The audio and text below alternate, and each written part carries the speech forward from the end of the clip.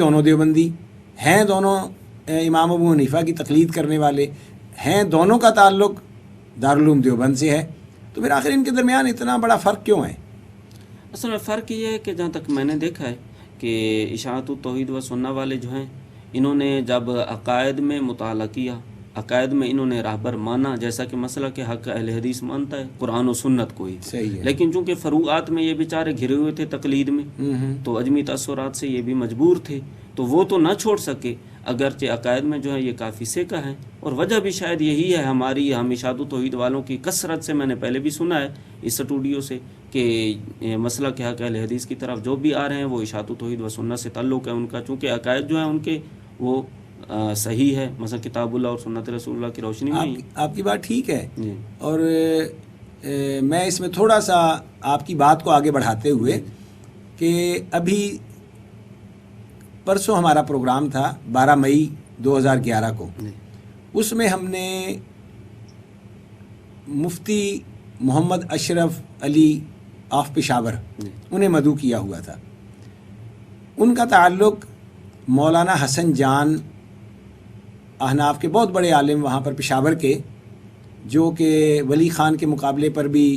Election انہوں نے لڑا، MNA بھی بنے، تو ان کے وہ بھتیجے ہیں۔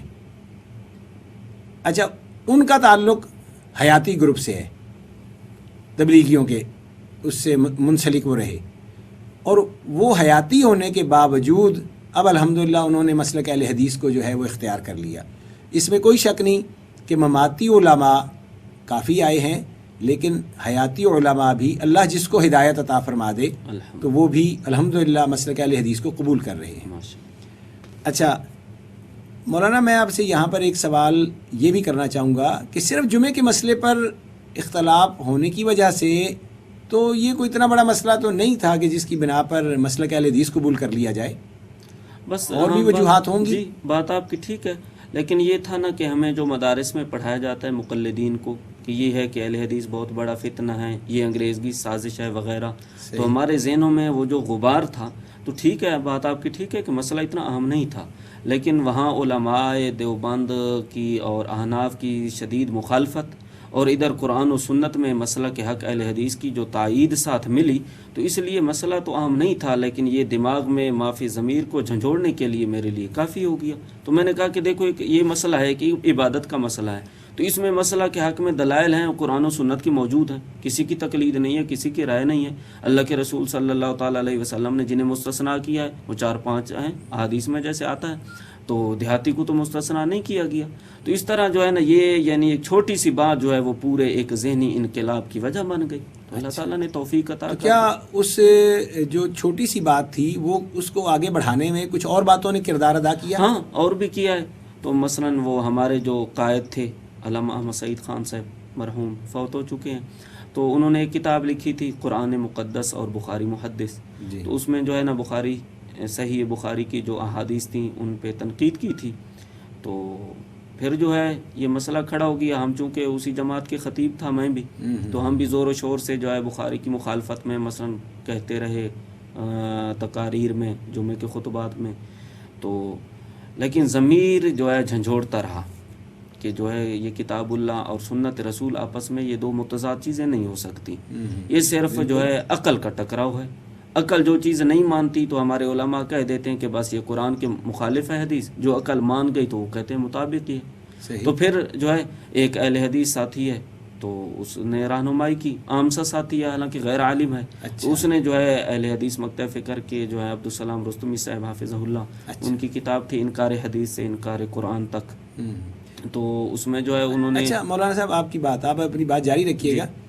مولانا عبدالسلام رستمی حافظہ اللہ، جی، آپ کے علم میں ہے کہ وہ بھی پہلے دیوبندی تھے؟ ہاں بالکل، اور پھر وہ الحمدللہ اہل حدیث ہو گئے؟ جی بالکل، دیوبندی تھے اور اشاعت توحید و سنت کے تھے۔ صحیح ہے، ٹھیک ہے۔ تو ان کی کتاب جو تھی وہ پڑھی، انہوں نے دیے تھے وہ منکر حدیث جو بڑا گزرا غلام احمد پرویز، اچھا، اس کے کیا جواب کتاب کا نام؟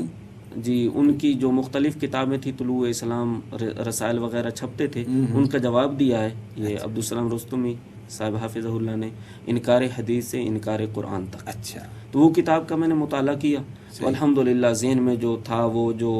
پہلی کتاب تھی مثلاً جس سے سمجھ یہی آ رہا تھا کہ قرآن اور حدیث آپس میں ٹکرا رہے ہیں، اللہ پاک کچھ فرماتے ہیں اور رسول آگے کچھ فرماتے ہیں. صحیح. تو اللہ پاک نے رہنمائی کی تو سارے اعتراضات جو ہے نا وہ رفع ہو گئے، تو ذہن صاف ہو گیا. تو ذہن میں یہ بات بیٹھ گئی کہ جب جیسا ہی مسائل جمعے کا مسئلہ کھڑا ہوا تو مسئلہ کے حق مسئلہ کے اہل حدیث کی کتب نے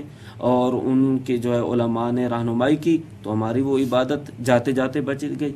اور اسی طرح جو ہے اللہ پاک نے رہنمائی کی تو حدیث کے بارے میں جو غلط عوام یعنی انکار حدیث تک کا مرحلہ آن پہنچا تھا تو اللہ کے فضل و کرم سے وہ علماء اہل حدیث کے کتب کے مطالعہ سے جو ہے نا وہ بھی رفع ہو گئے. تو اس لیے ذہن میں یہ آیا کہ جب یہ چیزیں ہیں تو کیوں نہیں کہ مسئلہ کے حق مسئلہ کے اہل حدیث ہی قبول کر لیا جائے.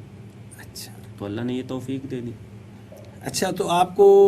کسی نے، آپ کے دوست نے، کسی عالم دوست نے آپ کو اس بات پر روکا ہو کہ آپ کدھر جا رہے ہو؟ ہاں، مختلف علماء نے جو ہے اس طرح بائی فیس تو کسی نے نہیں کہا، لیکن جو ہے عوام میں یہ کہتے رہے کہ یہ جو ہے غیر مقلد ہو رہا ہے، مثلا یہ جو ہے فرقہ باطلہ ہے اس کی طرف جا رہا ہے، اس طرح کی باتیں ہوتی رہیں. بائی فیس کسی نے نہیں کہا، کیونکہ اس کی وجہ یہ ہے کہ یہ مسئلہ کے حق ہے، اس میں یا تو کتاب اللہ میں دلیل ہوتی ہے یا سنت رسول میں سے ہی ہوتی ہے، تو باطل ٹھہر تو نہیں سکتا حق کے سامنے. تو بہرحال کسی کی جرأت نہیں ہوئی کہ کوئی سامنے آ کے اس طرح کہے. اچھا مولانا صاحب، میرا کئی دیوبندی علماء سے بھی واسطہ پڑا، حالانکہ اہل حدیث جب یہ بات کہتے ہیں کہ ہمارا دستور اور منشور جو ہے وہ قرآن اور حدیث ہے، تو اس پر دیوبندی علماء اکثر یہ اعتراض کرتے ہیں کہ ہمارے 4 اصول ہیں. وہ یہ کہتے ہیں کہ ہمارا ایک قرآن ہے، حدیث ہے، اجماع ہے اور قیاس شرعی ہے. میں نے متعدد علماء سے یہ بات کہی کہ آپ عالم ہو لیکن آپ مقلد ہو، تو مقلد کا کام اصول بنانا نہیں ہے. مقلد کا کام یہ ہے کہ وہ صرف اپنے امام کی تقلید کرتا ہے، اس کے لیے اس کے امام کا جو قول ہے وہ حجت ہے. تو آپ اپنے امام سے یہ بات ثابت کرو کہ آپ کے امام ابو حنیفہ رحمہ اللہ نے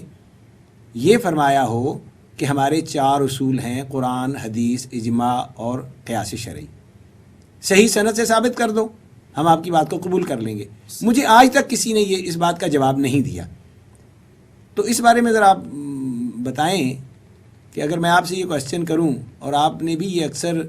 سنا بھی ہوگا علماء سے اور آپ نے اپنے مقتدیوں کو بھی بتایا ہوگا کہ ہماری یہ 4 اصول ہیں، تو کیا یہ 4 اصول انہوں نے صرف بناوٹی طور پر لوگوں کو دھوکہ دینے کے لیے کہہ دیتے ہیں، جبکہ امام صاحب سے تو ایسی کوئی بات ثابت نہیں ہے؟ ہاں بالکل، آپ بجا فرما رہے ہیں. تو پہلی بات تو یہ میں عرض کروں گا کہ نہ کبھی کسی مقتدی کو میں نے کہا ہے، اچھا، نہ خلوت میں کہا ہے نہ جلوت میں کہا ہے. اللہ کے فضل و کرم سے جو ہے نا شاید ابتداءً ہی اللہ پاک نے رہنمائی کرنی تھی تو ہوتی رہی، کبھی بھی ایسی نہیں ہے کہ بس کتاب مدارس میں تو پڑھ لیا کہ یہ 4 اصول ہیں. اور بالکل آپ بجا فرما رہے ہیں کہ امام صاحب سے ایسی کوئی صحیح سند کے ساتھ روایت نہیں ہے کہ جو ہے 4 شریعت کے اصول ہوں، یعنی کتاب اللہ اور سنت رسول کے آگے اجماع اور قیاس شرعی جو ہے یہ بس کتب حنفیہ میں جو ہے لکھا گیا اور اس کے اوپر مغزماری کی گئی. حالانکہ بالکل بجا فرما رہے ہیں کہ مقلد کا وظیفہ تو تقلید ہی ہے، جیسے کہ مفتیہ کرام، بڑے بڑے مفتیہ کرام لکھ رہے ہیں اپنے فتاوی جات میں. صاحب یہ لکھ رہے ہیں، مفتی رشید احمد لدھیانوی ہیں صاحب، اور ان کے ماہنامہ تجلی دارالعلوم سے چھپتا ہے، ان کا بھی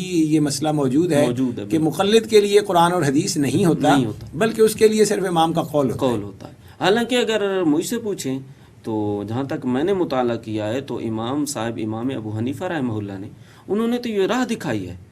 امت کو اجتہاد کی راہ دکھائی ہے کہ کتاب اللہ اور سنت رسول جو ہے اسی کی روشنی میں جو ہے یہی وجہ ہے کہ ان کے 2 شاگرد ہیں، ہر بات میں ان سے اختلاف کرتے ہیں. اچھا، یہ کتنی عجیب بات ہے مولانا صاحب، آپ نے کبھی اس پر پہلے ویسے غور کیا تھا آپ نے؟ جی بالکل، کہ ایک طرف آپ امام ابو حنیفہ رحمہ اللہ کو امام اعظم کہہ رہے ہیں، دوسری طرف ان کے اپنے شاگرد امام ابو یوسف اور امام محمد اور دیگر بھی شاگرد جو ہیں وہ ان سے 2/3 مسائل میں اختلاف کر رہے ہیں. تو وہ امام اعظم آپ ان کو کیسے بنا رہے ہیں کہ ان کے اپنے شاگرد ان سے اختلاف کر رہے ہیں؟ یہ کوئی عجیب نہیں محسوس ہوتا؟ بالکل عجیب ہے جی. اصل میں یہ ہوتا ہے کہ ایک گھڑن تو اصطلاح جو مشہور ہو جاتی ہے پھر وہ لب عام و خاص ہو جاتی ہے، بس یہ ہو گئی امام اعظم. ان علماء کو اللہ کا خوف نہیں آتا، بس جھوٹ بولتے ہیں، لوگوں کو دھوکہ دیتے ہیں. اور اچھا، یہاں پر تھوڑی سی ایک بات میرے ذہن میں آ گئی کہ اہل حدیث کے اوپر یہ تنقید کرتے ہیں کہ اہل حدیث یہ کہتے ہیں کہ قرآن اور حدیث ہمارا دستور ہے تو پھر یہ کہتے ہیں کہ یہ اجماع کے منکر ہیں، یہ قیاس شرعی یا اجتہاد کے منکر ہیں، حالانکہ ایسی بات نہیں ہے۔ میں آپ کے توسط سے اس بات کو واضح کرنا چاہ رہا ہوں کہ قرآن اور حدیث کا جب ہم نام لیتے ہیں تو کیا ہم یہ بات کہتے ہیں کہ ہم نماز کو بھی مانتے ہیں، ہم حج کو بھی مانتے ہیں؟ نہیں کہتے۔ کیوں؟ کہ قرآن اور حدیث کے اندر نماز کے لیے، حج کے لیے، روزے کے لیے رہنمائی موجود ہے۔ تو اسی طرح قرآن اور حدیث ہی ہمیں اجماع کا راستہ دکھاتا ہے اور قرآن اور حدیث ہی ہمیں اجتہاد کی طرف رہنمائی کرتا ہے۔ تو دراصل قرآن اور حدیث ایسے مجموعے کا نام ہے کہ جو ہماری زندگی کے ہر شعبے کی طرف رہنمائی کرتا ہے اور ہم اسے اپنا ایک مکمل دستور حیات سمجھتے ہیں۔ لیکن یہ جب اس میں فقہ حنفی کی ملاوٹ کر لیتے ہیں تو انہیں احساس نہیں ہوتا کہ یہ کتنا بڑا جرم کر رہے ہیں۔ بالکل جی، کیا کہیں، بس وہ علامہ اقبال رحمہ اللہ نے صحیح کہا تھا بالکل کہ وائے ناکامی متاع کارواں جاتا رہا، کارواں کے دل سے احساس زیاں جاتا رہا۔ احساس تک ہی نہیں ہوتا، لگتا ہے محسوس ہی نہیں ہوتا انہیں۔ حالانکہ اگر مجھ سے تو کوئی پوچھے تو میں تو کہتا ہوں کہ امام ابو حنیفہ رحمہ اللہ نے اہل حدیث مسئلہ کی دعوت دی ہے۔ انہوں نے اپنے شاگردوں کو خود اختلاف سکھایا ہے کہ یہ رائے ہے، میری رائے سے تو اختلاف ہو سکتا ہے لیکن نہیں ہو سکتا جیسے اللہ کا حکم ہے، وَإِن تَنَازَعْتُمْ فِي شَيْءٍ فَرُدُّوهُ إِلَى اللَّهِ ورسول۔ تو اسی طرح بالکل ہے، وہ تو یہ راہ دکھانا چاہتے ہیں امت کو کہ جو ہے تمہارا جھگڑا مجھ سے ہو جائے، میرے شاگردوں سے ہو جائے، کسی اور سے ہو جائے، تو اصل بات جو ہے اپنا وہ اصل جو ہے اس کی طرف، اللہ اور اس کے رسول کی طرف۔ کتنی زبردست بات ہے، کتنی زبردست بات ہے، یہی اصل رہنمائی ہے۔ بالکل یہی رہنمائی ہے۔ ہم تو کہتے ہیں امام صاحب نے یہ رہنمائی کی ہے۔ یہ ہے میرے خیال میں تو جو ہے نا وہ غالباً حدیث ہے یا کیا ہے کہ اذا ماتا، قبل اسلام جو تھا نا، اذا ماتا منہم رجل صالح بنوا علی قبرہ مسجدا، زندہ رہا تو اس کے مخالف رہے، اس پہ فتاوا اور اس کو پتہ نہیں گالی گلو جو تھا کرتے رہے، نوازتے رہے برے القابات سے، جب مر گیا تو اس کی قبر کی پوجا شروع کر دی۔ تو یہی تھا کہ امام صاحب نے تو زندگی میں ہمیں رائے حق سکھائی، انہوں نے تو یہی سمجھایا کہ کتاب اللہ اور سنت رسول ہی ہے، مشعل راہ ہے، یہ دو چیزیں۔ تو انہوں نے جب جو ہے امام صاحب کو وہ بت بنا کے پیش کر دی، انہی کو جو ہے انہی کی جو اختلافات تھے، انہی کی جو رائے تھی، وہ تو سکھاتے تھے کہ اجتہاد کرو، قرآن و سنت میں جو ہے اپنی اس کو مشعل راہ بناؤ۔ لیکن انہوں نے کیا کیا کہ انہی کے جو ہے اقوال لے کے قرآن و سنت کو پس پشت ڈال کے انہی کو جو ہے اپنا وہ بنا دیا ہمیشہ کے۔ اچھا مولانا صاحب، جب آپ دور طالب علمی میں تھے یا آپ نے جب تعلیم مکمل کر لی تو آپ کو کبھی یہ خیال آیا ہو کہ یہ جو فقہ حنفی کی کتابیں لکھی گئی ہیں، قدوری ہے، ہدایہ ہے، کنز الدقائق ہے، منیت المسلی ہے، شرح وقایہ ہے، در مختار ہے، فتاوی عالمگیری ہے، مطلب ان میں سے کوئی بھی کتاب امام ابو حنیفہ رحمہ اللہ نے نہ لکھی ہے نہ لکھوائی ہے، بلکہ پہلی کتاب قدوری امام صاحب کے 350 سال بعد ترتیب دی گئی ہے۔ تو یہ کتابیں امام صاحب سے کس طرح ثابت ہو گئیں؟ یہ ان کے متھے کیوں لگا دی گئیں؟ مطلب ان کے ذمے لگا کر اور اس کو ایک پورا دین بنا لیا گیا۔ تو یہ کبھی آپ نے اس پر کبھی خیال آیا؟ میں اپنی پہلی بات کو بڑھاتے ہوئے عرض کروں گا کہ وہی بات ہے کہ نہیں ہے، ایک لفظ بھی ثابت نہیں ہے امام ابو حنیفہ رحمہ اللہ سے یہ بات کہ لوگوں نے صرف ان کا ایک بت بنانے کے لیے اور ایک اسلام میں ایک نیا اسلام ایجاد کرنے کے لیے صرف ان کے نام کو استعمال کرتے ہوئے یہ ساری ایجادات کی واقعہ بجا فرما رہے ہیں۔ کئی سال بعد یہ سب کتابیں لکھی گئی اور منسوب انہی کی طرف کی گئی۔ لگتا تو ہے کہ یہ عباسی خلفاء، جہاں تک میرا مطالعہ ہے طالب علموں، کہ یہ جو ہے نا انہوں نے یہ چلاکی چل کے امام صاحب کا نام استعمال کر کے انہوں نے یہ سب جو ہے نا یہ فقہ اور یہ جو ہے رکھنا اسلام میں ڈالا ہے کہ کتابیں لکھ کے منسوب اس شخصیت کی طرف کی جائیں، نام ان کا چلے گا، کام ہمارا چلے گا، ہماری جو ہے خلافت مصنوعی۔ اب دیکھ لیں یہ جو جمعے کا مسئلہ، اس میں 25 شرائط کیوں ہے؟ اسی لیے ہے کہ خلیفہ ہارون الرشید ہے، خلیفہ ابو منصور ہے، وہ چاہتے ہیں کہ سب لوگ آ کے یہاں مرکز میں، شہر میں، کوفہ میں جمعہ پڑھیں گے، ہمارے خلاف بغاوت کوئی نہیں کرے گا، خطبے انہیں کے نام کے پڑھے جا رہے ہیں۔ یہ ہے کہ وہی سلطان ہے، بادشاہ ہے، وہی جمعہ پڑھانے کا حقدار ہے، کوئی اور ہے بھی نہیں، اس سے اچھا عالم موجود ہے، قاری موجود ہے، اس کو حق ہی نہیں ہے۔ تو یہ ساری چیزیں جو ہے لگتا ہے بناوٹی ہیں اور صرف جو ہے یہ تھوپی گئی ہیں ان کے سر پہ۔ اچھا، آپ نے کبھی امامت کی شرائط کے مسائل بھی پڑھے؟ ہاں بالکل پڑھے۔ اسلام نے تو اللہ کے رسول صلی اللہ علیہ وسلم کے 4 بتائے، کم و بیش، بالکل 4، تو انہوں نے غالباً 21 بنا لیے، اور اس میں جو میں نے پڑھا تو آپ اس کی تائید کریں گے یا تردید کریں گے کہ امام ایسا بھی شرائط میں، امامت کی شرائط میں یہ بھی ہونا چاہیے کہ وہ اس کا سر بڑا ہو، عضو چھوٹا ہو،